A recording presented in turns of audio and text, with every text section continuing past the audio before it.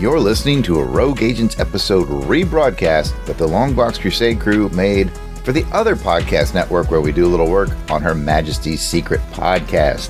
We encourage you to check out on Her Majesty's Secret Podcast and its feed for new episodes and additional content. We hope you enjoy these older Rogue Agents episodes re-released here on the Longbox Crusade Network.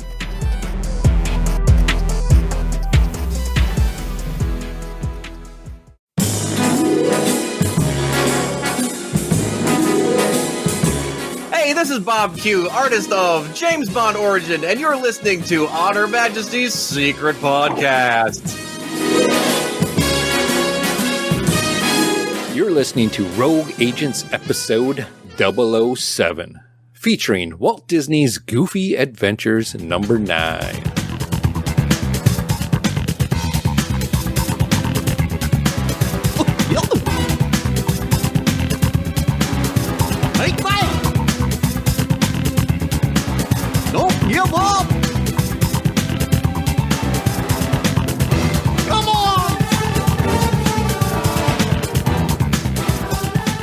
Hello and welcome to the 7th episode of Rogue Agents Podcast, a part of the On Her Majesty's Secret Podcast channel, brought to you by our fine Patreon sponsors and White Rocket Entertainment.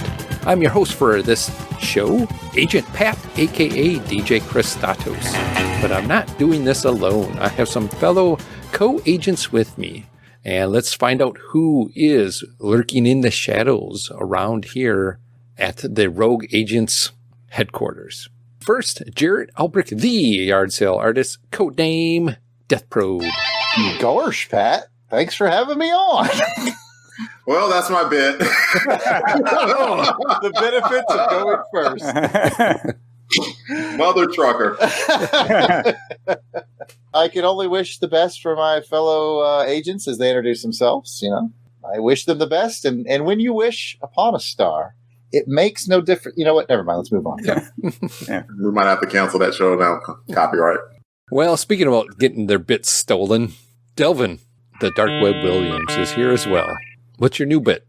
And you would come to me next, right? Mm-hmm. Eliminating quick on the draw. Come on, Silverhand. Come on, Felix Leiter. A new bit. Come on, pop out, Chris. I mean, I didn't have enough time to really get into my costume, so, you know, He's a man with a million puns. I rushed into this one, and you can now call me Dark Goof. It's okay. Dark Goof? Yes, that's right. I'm going to go the rest of the podcast as Dark Goof. As the Dark Goof. Okay. I don't feel right about it. Hey, if he says we can call him that, we'll call him that. Because Garsh. It's a good one. Reclaimed a bit. I reclaimed it. There you go. How would that sound in a walk-in voice? Gosh. I'm totally goofy. Oh, I think I like that one. Oh, now before we go way overboard, let's go ahead and talk to Jason, the Weasel Skull Alberich. Oh gosh, Goofy. I think we might be able to some of these women here. They really like you. Whoa.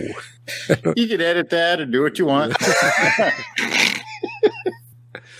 Oh, that's Mickey getting a little different there. Well, also joining in this wild bunch here, we have Alan Porter joining us. Hello, Mr. Porter. How are you?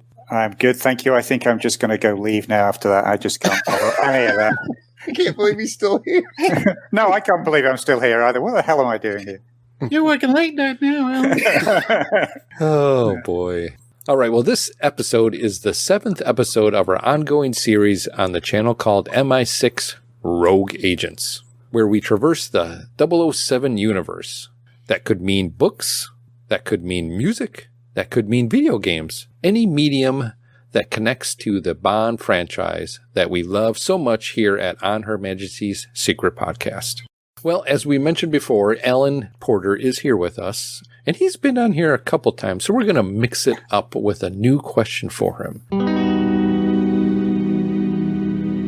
Alan, if you could be James Bond in any movie, but you have to take the goods with the bads. So, for example, if you go Casino Royale, there's a lot of cool stuff. There's a lot of lovely ladies, but you end up tied to a chair with bad things happening to you. Ups and downs, which Bond would you be in which movie? George Lazenby's Bond in On Her Majesty's Secret Service. You mentioned the lovely ladies. Oh, there's not only Diana Rigg, but there's the Angels, which includes 4 of my all-time favorite ladies within there. You've got Anushka Hempel, Catherine Schell, Jenny Hanley, and one of my all-time favorite crushes, Joanna Lumley. correct. So, and I get the chance to drive in a stock car race, ride on a bobsled, go skiing, drive my favorite Aston Martin, the DBS. And yeah, I know there's the whole death thing at the end. But we gotta get Jill on here. I gotta ask. Aren't you married?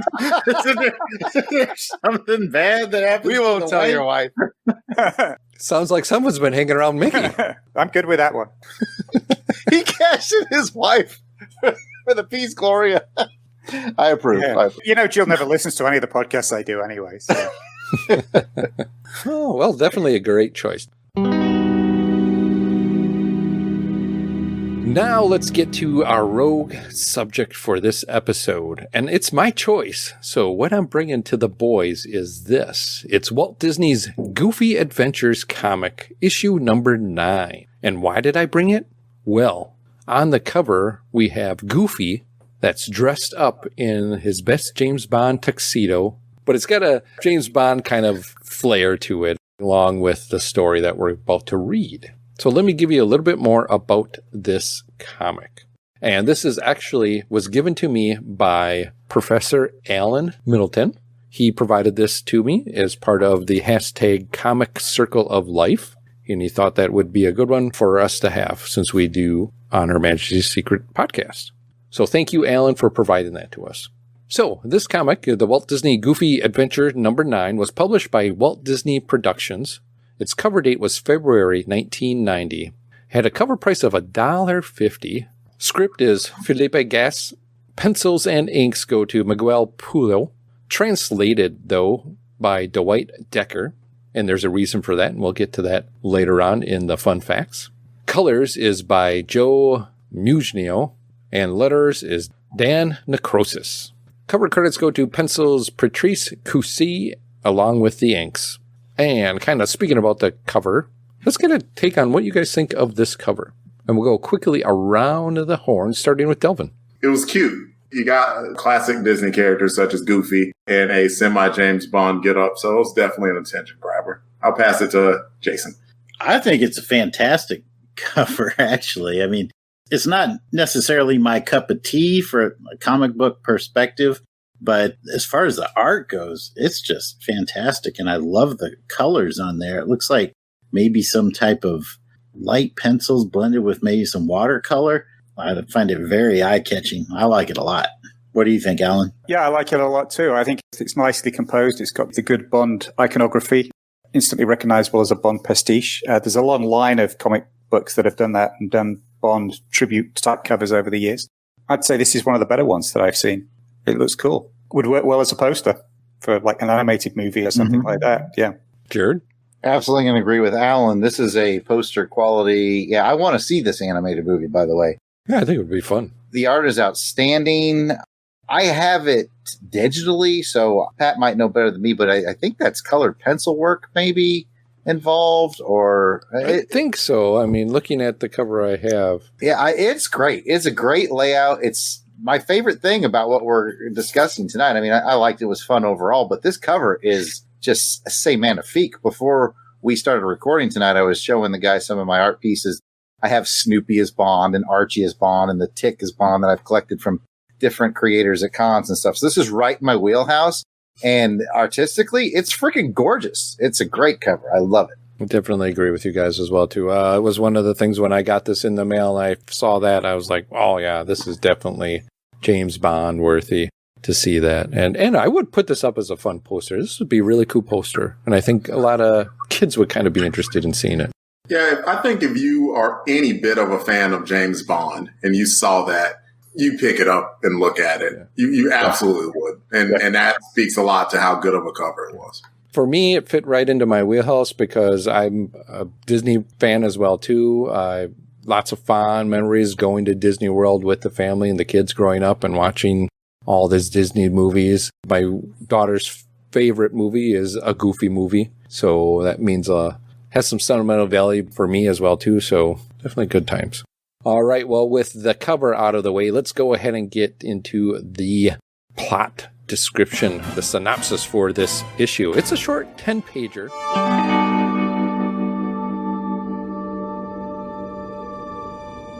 Goofy gets lost in the fictional adventures of James Goof as Mickey comes to take Goofy to a high society party. Goofy goes to the party in his James Goof persona and all the ladies adore him. Little does Goofy know that Pete and his super negative partner are planning to steal a valuable diamond from this party. Through a comedy of errors, a little help from Mickey, and hijinks that includes downing a helicopter with champagne corks, Super Agent Goofy just might save the day. He's tough, he's daring, he's suave, he's Goofy. Well, let's find out, is it a first read or a reread? Alan. First read for me. I didn't know it existed, but I'm definitely putting it on my list of Bond-related comics to go find. Yeah. Delvin. Yeah. It is also my first read, Pat. Jarrod. First read. Jason. First read. It's a first read for me too. Woohoo! Woo! We did it. Rainbow. Yep. We received rainbow status on Bond. With that, let's get into some highs, lows, and we'll go a couple rounds on this one. So we will start with Alan, our guest. Alan, you got a high, low for this? I got a couple of highs. I mean, that whole line about being obsessed with the adventures of a fictional master spy, I mean, come on. That's not at all realistic, is it? We're rubbing off on them. Goofy using the golf balls to hit the champagne bottles and the corks flying out and stuff. I loved that. I thought that was a nice trick. They sort of did something similar on Deep Space Nine when they did a Bond tribute show with Dr. Bashir actually using a champagne cork as a bullet to knock out the bad guy. So it sort of reminded me of that little trick. I thought it was cool. It was neat to see it here, sort of done on a bigger scale to take out the helicopter. I thought that was pretty good. I sort of liked that. So that was a high for me. For doing the low at the same time, my low, Mickey Mouse. I'll probably never work for Disney again now. I really don't like Mickey Mouse. You're freaking fired, Alan. Yeah. You're hurting my feelings. And I don't like the fact that he was actually the savior at the end of the story was Mickey Mouse and not Goofy. It was Mickey that worked out the gag at the end to actually catch the thieves and not Goofy. So Goofy didn't actually have any agency in the resolution. So I hated the fact it was actually Mickey did that. Goofy did sit on Pete. Yeah, but it was Mickey that worked out the thing with the valve and the water spout and stuff. So yeah, I didn't like that. It's Goofy's story, not Mickey's. Get that damn mouse out of there. All right, well, let's go ahead and go to Delvin. You got a high, low, or what the? Yeah, sort of riffing off of Alan there. So I guess they kind of loosely base off the plot of Goldfinger, right? You know, Goofy didn't do anything. James Bond arguably didn't do anything in Goldfinger. I can't crack a timely Bond joke. That was good. That was a good joke. I like that. That was good. Yep. Because this was Disney and intentionally meant to be silly. I'm going to be silly as well. And it was a good thing that Goofy walked around with a glass of water because the women who were chasing him, they were thirsty. They were awfully, awfully thirsty. One other thing, Big Bad Pete, I actually liked him in the book, and he needs a better sidekick. I know, man. Hey, I like the sidekick. your attitude is your destiny, man. Right, that dude needs some positivity training or something. Right. He's gonna fail. He's gonna fail. He's totally gonna fail. Like The come thug on, that man. thinks he can and the thug that thinks he can't are both right.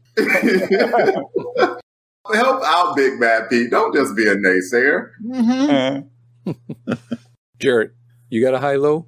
I'm going to go with a quick low, then I'm going to roll that into a question. So I'm going rogue on Rogue Agents. Uh-oh. My low is, I think, kind of similar to what Alan's point was. I wanted to see more of a Goofy on an adventure, on a James Bond style adventure. And this one felt more like Goofy on an Inspector Clouseau kind of adventure, where just everything sort of bumbly works out for him. I get that it's Goofy, so you maybe have to go with that theme, but I would like to see it just be a little more of Goofy on some kind of a mission instead of just sort of a Mr. Bean-esque series of things that happens to Goofy. I know that it's a 10-page kids comic and it's a silly low, but that's kind of what I was hoping for when I picked it up and saw that cover. And then when it ended up being sort of a bunch of goofy adventures with Mickey Mouse injecting himself, I felt the same way that Alan did. Hey, Jarrod, After all, I mean, sometime around this time, the cartoon Goof Troop came out, right? So, I mean, Goofy can go on adventures and stuff. Yeah. Yeah. It's 1990, so yeah. I promised I would roll this into a question. Alan Porter is one of the world's leading authority of James Bond in comic books, and he alluded to the fact that some other Bond homage covers have been done in comics, much like this one. So I wanted to quickly pick Alan's brain on some of his favorites or most memorable ones. And that maybe is something that our listeners could go take a look at and see what they think. Oh, you're going to catch me now because I don't have like issue numbers and things off the top of my head. That's all right. You don't have to have the numbers memorized. But I think I got the book around here somewhere. I can help there's some weird book that some guy wrote that's got a few in the back. One of my particular favorites is a Justice League one with Bruce Wayne as James Bond on the cover. There's a good Green Arrow. There's a good Green Arrow. I think there was a recent Hawkeye one, that was like a Thunderball, Robert McGuinness type Thunderball pastiche. I think it's upstairs. I'd have to go look it up, but I think it was a Hawkeye. Yeah, there's a whole series of them that you completely got me on my back foot because I didn't do the prep and I haven't got them in front of me or they're all in a different room. So there are quite a lot out there that make really good pastiches. And it's one of the things I look for when I'm actually in the comic book store. When I'm scanning the shelves, is I look for either Beatles album cover pastiches or James Bond pastiches on the comic books. So another little one of my weird collecting obsessional areas. I definitely remember that Kevin Maguire Justice League. That was like within the first 12 issues or something. Yeah. I think Justice League International. Yeah. I remember the Green Arrow one too, because he's standing with the Bond pose, but instead of the pistol, he's like holding the arrow. He's got the arrow, yeah. Yeah. Mm. I don't think I've ever seen that one, but I've seen the Justice League International one. Yeah, Bond shows up a little bit in the stories of those Justice League too. Like there's in the background, I want to say it's like Living Daylights. Yeah. Justice League 16. Oh, okay. I said first 12. I was so close. What book are you referencing there, Alan? I have no idea. Alan is referencing the premier book, if you're into James Bond and comics, called The History of the Illustrated 007, written by Alan J. Porter, available at Amazon.com, and I recommend you purchase it. That was page 154 for anybody who wants to see it. Justice League cover. Very cool. Very cool. Jason, let's roll to you. I think I'm going to throw a high out to the art on this. This is really, really fun. I appreciate how the layouts are. There's a lot of squares, rectangles. It's the old style of comic book layout, very crisp. And I'm looking particularly at the center panel on page 3, where there's just a lot of activity on this panel. But they have great background with the column. There's a chandelier, and then you have tons of characters that are on there. And this is the one I think Delvin was referring to with the women all swarming at Goofy. And the facial expressions and the emotive lines. There's just a lot of action. You got a lady that's fainted and it's got the little squiggly line coming up to indicate that she's unconscious. It's just fun. And the artist just did a terrific job of laying out the story, just cramming a lot of fun into every panel. And I appreciate that. Yeah, this thing is, you have to look at it with some childlike eyes in this, being a short 10-page story, and that it was kind of geared towards children. And this could be used for reading material for them to learn and read from. So I definitely like the layout and the art in it as well too. Let's go around and see if anybody has any final highs and lows. Alan, do you have anything else you want to add? I actually like the fact that Big Bad Pete was not taken in at all, that he knew it was Goofy from the beginning. Yeah. Everybody else was like, oh, it's James Goof. And he's like, oh, it's just that local idiot Goofy, and we don't have to worry about him. So I love the fact he was not taken in. Delvin? I'm good. I think we've discussed it enough. It was very enjoyable. I did like it, and I'm glad that there's still a little bit of child in me that I can read something like that and appreciate it, and then mix it with what I have learned about James Bond later on in my life. It was a nice mix. Yeah, good, fun, quick read this was. I'm glad that I was able to read it and get somebody else's point of view on a James Bond story. Jarrod. I didn't read it. It's too dense for him. Well, No, I think I'm going to end it on the high note, and I know I've already said this, but that cover is excellent. I'm going to be on the lookout for this issue so I can put that cover in my little Bond collection. So, yeah, if you're listening to this, Rogue Agents, we stepped out a little bit and did something Disney with a James Bond spin. Do yourself a favor and at least Google the cover of Goofy Adventures number 9. 9. It's a great cover. It is. I'd like just the cover without the Goofy Adventures, without the words on it, just Goofy like that. That would be. Oh, great. yeah. Yeah. I see what you're saying. Yeah. Yeah. I think that would be a really sharp cover. Or maybe just a James Goof. I'd like that. That'd be really cool. Jason, any final high or low? Just when I was reading through this, I was thinking back to Jarrod. You brought, I don't remember his last Crusade Miss or Crusade Miss before that Gru comic. Mm-hmm. It kind of reminded me of that, a younger version of that, where it's just kind of a comedy of errors. And I don't know, I just found it very charming, and I chuckled a couple times along the way. And like Delvin, I'm glad that I have enough inner child left to read through this and crack a smile. So good choice, Pat. Good choice. It was a good, fun, entertaining read. I enjoyed it. All right. Well, I'm glad you guys enjoyed it. We will get to your ratings in just a moment here, but let me give you one little fun fact that I found while I was prepping for this. And it goes back to the cover and the story. It's actually from a French comic, and it was called Le Journal de Mickey, number 1817. This was originally done in April 21st of 1987. So this is a French comic that had to get translated for the story. Nice. I thought that was very interesting. So there's a little fun comic fact for you as well. Très bien. Shut up, you idiot. You'll give us away. That's what it sounded like before they translated it. Well, with that, let's go ahead and get into some ratings for this issue. And just a reminder for the rating system, it's a 1 through 7. 7, you loved it. It shook your martini. 6 is excellent. 5 is very good. 4, good. 3, it's just okay. 2, not so good. And 1, you hated it. It stirred your martini. Yuck. Gosh, that's not good. That's my poor attempt there, but let's go ahead and find out. Alan, what would you rate this on a 1 through 7?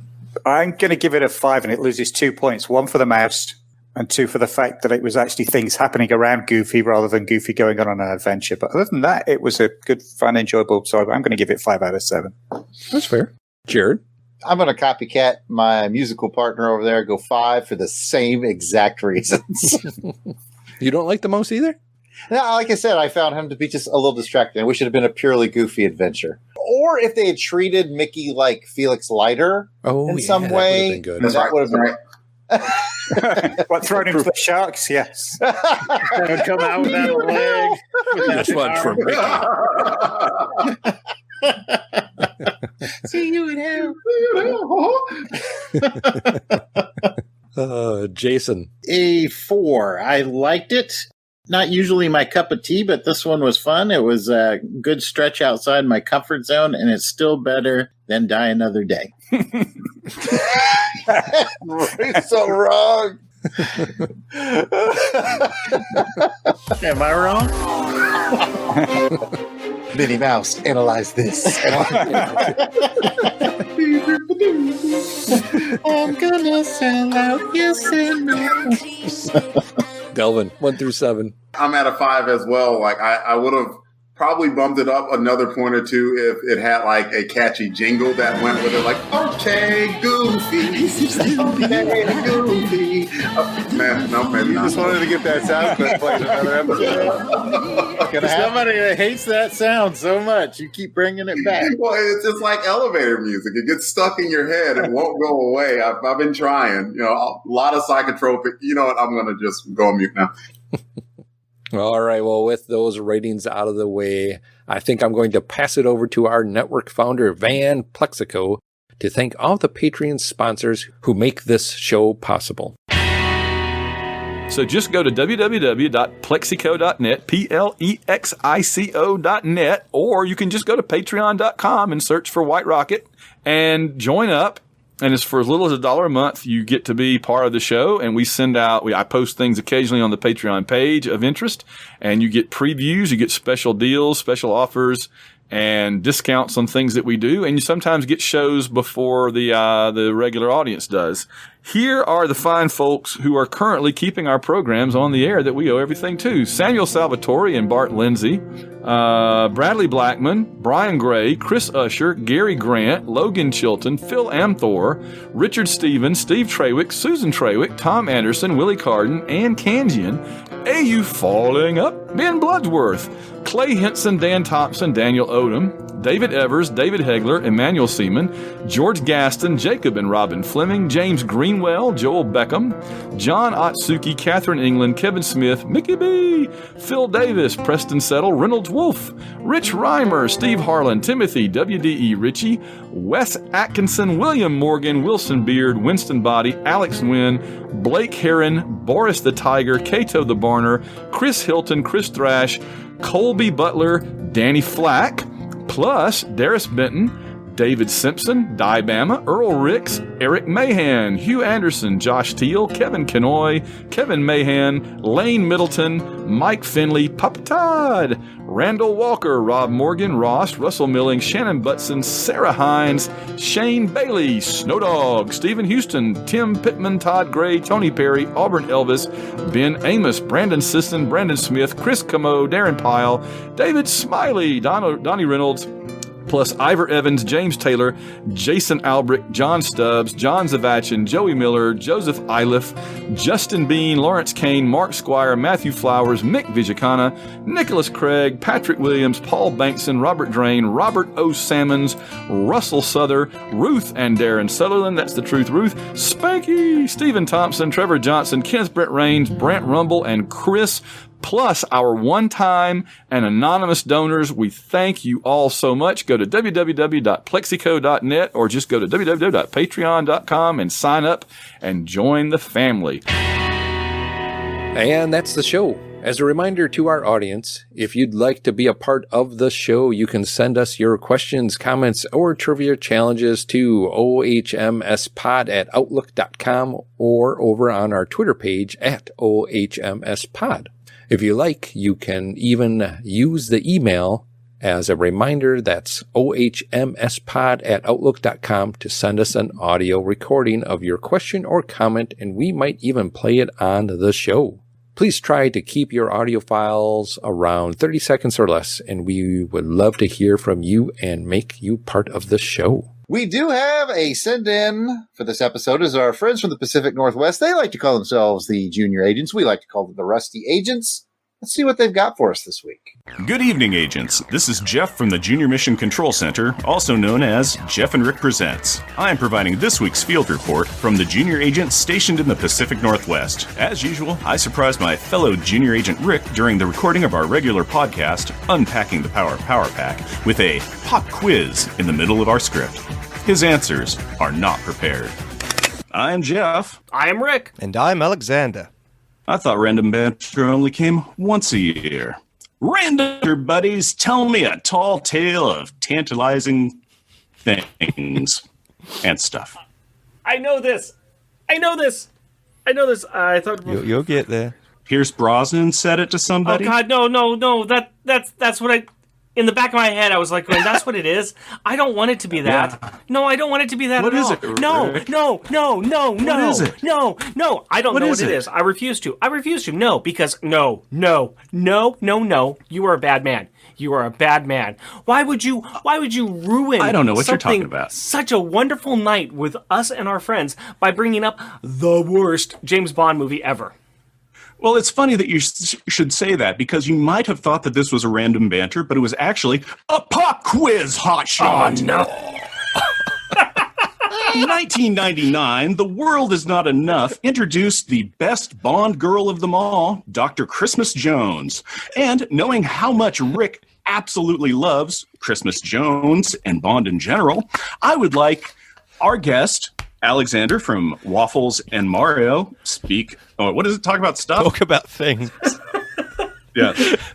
And Rick, to answer this simple little question, could you name 5 other Denise Richards movies for me?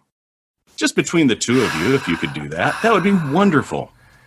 Starship Troopers, Wild Things, Denise Richards. God, I hate her. There's 2. burning, fiery passion. I just vaguely recall that Rick was saying something about, he talks about her a lot. I think he's got an unrequited crush. I'm assuming it's because he loves her body of work so much. So that's a lie on all so many levels. Oh, I know this. Yeah, what other schlock has she been in? She's been in a bunch, I'm sure. A bunch of things. Hallmark movies or something like that. Mostly they're things that I've just not wanted to go and watch. No, that's all I care to think about. I mean, those are the. No, I may actually own other movies with her in it, but I refuse to think of her. I'm blanking. Okay. I'm blanking. Nothing? You guys Nothing. done? Nope. I'm done.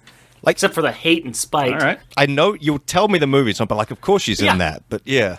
How about Switched or Money Plane or Alpha Code or Reality Queen? How about My Adventures with Santa or Adventures of Dally and Spanky, The Secret Lives of Cheerleaders, Firstborn, Christmas Break-In, The Prayer Box, Destined to Ride, The Toy Box, Tomboy. At this point in time, there's only one of those movies that I've actually heard about. American Violence, American Satan, A Girl is a Gun. Nope. A Life Lived, A Christmas Reunion, Fatal Acquittal, which was a TV movie.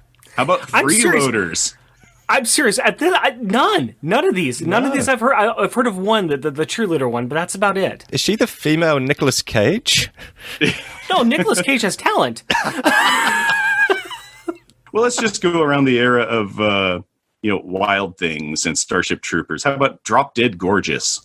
That's right. Yes. Now, that one I have. How about That's a good movie. Yeah, she's got a very large filmography of movies that nobody has ever seen. And the ironic thing is that people don't realize they're all James Bond spin-offs. Exactly. I know that is the craziest part about that is this entire extended universe that no one talks about. There really is. Because these people have more lives than just they come in, they hang out with Bond, they stop a nuclear bomb, and then disappear into his black book. Well, I know the one thing I saw her on was that they had the one show, The Dog Whisperer. Mm-hmm. I think that she was on that one because she's got some, she lives in L.A. and she's got some dogs, and they had celebrities on there. Mm-hmm. And I was like, why am I watching the show? I can't stand her. I think that might have been the last time I watched that show. That might have been. Yeah, well, between the two of you, you came up with 2 answers and 2 answers only. And I'm afraid that's not enough to win a prize. So, Rick, I'm afraid I have to pass on this message.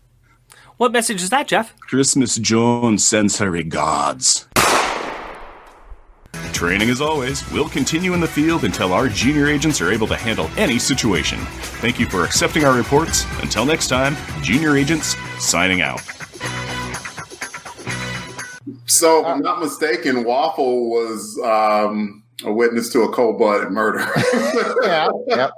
I think we need to go around real quick and just check in on everybody's vote here.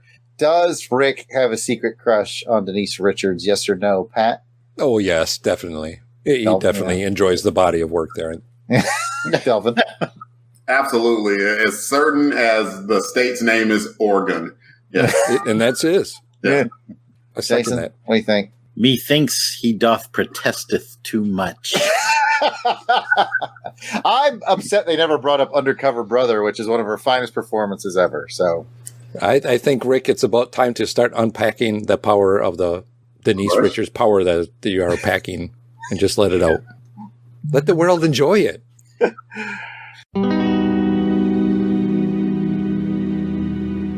Also, if you're an iTunes listener, we'd greatly appreciate if you left a review of the show. That will help raise the show's profile and attract more of the 007 family to this program. As a reward for leaving a review, we will read your entire review on an upcoming episode of MI6 Rogue Agents. I want to thank Alan and Jarrod, Jason, and the Dark Goof, Delvin, for joining me this episode. But before we go, let's find out where the listeners can find us on the internet. We'll start with Alan. For Bond stuff, you can find me on Twitter at Bond Lexicon and on Instagram and Tumblr at James Bond Lexicon. Jason. You can find me at Weasel Skull on Twitter or at Jason Alberich on Facebook or Instagram. Delvin. You can find me on Twitter at DEE_RAY1977 Jarrod. I am at Yard Sale Artist. That is Twitter, Facebook, Instagram, Parler, and YouTube. It's all at Yard Sale Artist. And you can find me on the Twitter at Christatos01. Thank you for listening, and we hope you enjoyed this episode of MI6 Rogue Agents. And if you enjoyed this crew and want to hear more from them, but in the realm of comic books, check out the Longbox Crusade. Jarrod, where can that be found? Well, Pat, I'm glad you asked. The Longbox Crusade can be found in lots of places. It's on all your finer and popular podcatchers, to include Google and Spotify. It's also on the unpopular podcatchers because we don't discriminate, Pat. And you can always chat with us online at Longbox Crusade. That's Twitter, Facebook, Instagram. Back to you, Pat. Well, thank you, Jarrod. Thanks to all the fellows for taking on yet another dangerous mission. Thanks to the listeners who tuned in. If you'd like to leave a question or a comment on this or any of our other episodes, feel free to contact the show on Twitter at OHMSPod or email us at ohmspod@outlook.com. We hope to hear from you soon. This next episode of MI6 Rogue Agents will feature Delvin's Choice. But on Her Majesty's Secret Podcast will return.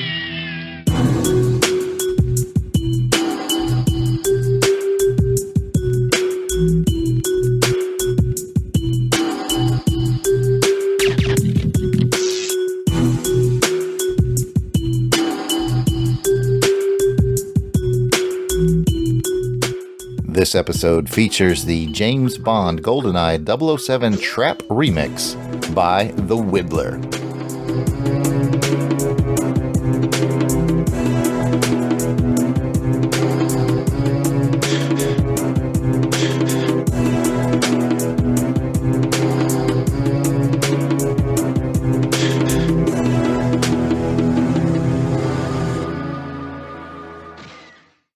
Mickey working late nights now. He's doing some security gigs. Sounds awful a lot like Mary Jane. That's Treetop Tommy. That's totally Treetop Tommy. Not Treetop Tommy, that's Mickey Mouse. Treetop Tommy sound like this. I don't know what to say. This is just throwing me off here. So, My work here is done. So, the question is, Alan, if you could be a Bond, what was it again? I got